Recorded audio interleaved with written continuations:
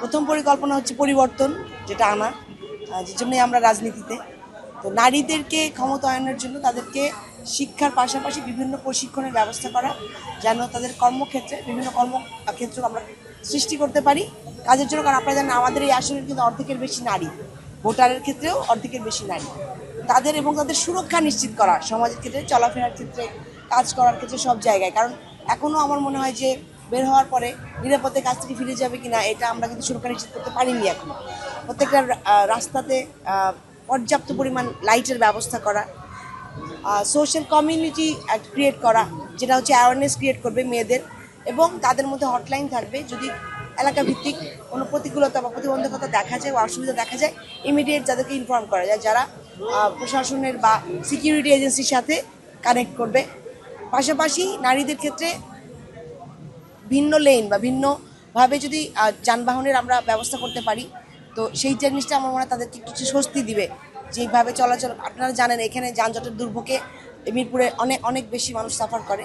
তো সেই জায়গাতে আমরা একটা বিশেষভাবে তাদের জন্য ব্যবস্থা করতে চাই।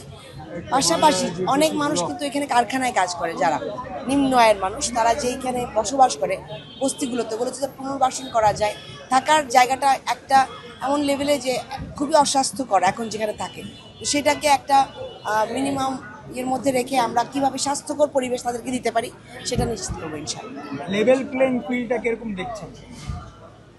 লেভেল প্লেইং ফিল্ড বলতে যেটা বলেন, সব প্রতিযোগিতামূলক রাজনীতিতে আছি আমরা, সবাই প্রার্থিতা নিয়ে, সব দল থেকে, সব জায়গা থেকে। কিন্তু আমরা যেই জায়গাগুলোতে আসলে ইফেক্টিভ অ্যাকশন দেখতে চাই প্রশাসনের কাছ থেকে বলেন, নির্বাচন কমিশনের কাছ থেকে, সেই জায়গাগুলোতে এখনও আমাদের সংখ্যা কিছুটা রয়ে গেছে। যেমন বিচ্ছিন্ন ঘটনাগুলো কিন্তু ঘটে যাচ্ছে, বিশৃঙ্খলা, সেগুলো দেখতে পাচ্ছি আমরা বিভিন্ন জায়গায়, শুধু এই আসনে বাংলাদেশের অনেক জায়গায়। পাশাপাশি আমরা সোশ্যাল মিডিয়াতে যারা নারী বলেন, অন্য যারা বলেন, একটা অ্যাসাল্টের একটা কালচার নতুন এসছে, প্রোপাগান্ডা, এটাও বেড়ে যাচ্ছে। এটা কি করে, জনগণকে কিন্তু এটা বিভ্রান্তিমূলক একটা জায়গায় নিয়ে যায়, যেটা আমরা চাই না। তো এই জায়গাগুলোতে মানে ইফেক্টিভ অ্যাকশন নিতে হবে, যেটা ভিজিবল।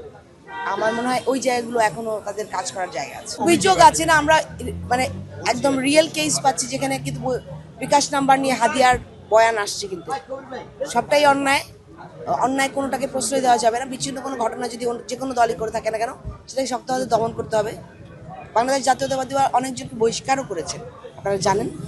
কিন্তু আমরা দেখতে পাই না যেই প্রোপাগান্ডাটা 1 বছর ধরে সোশ্যাল মিডিয়াতে আসে, তার বেশিরভাগই উদ্দেশ্যমূলক।